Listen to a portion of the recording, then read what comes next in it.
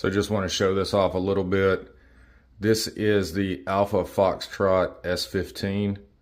Uses 43X mags, or the S15 mags. It was coated by Sapper Tactical Creations. Porting was done by Impact Machine. Just looks amazing.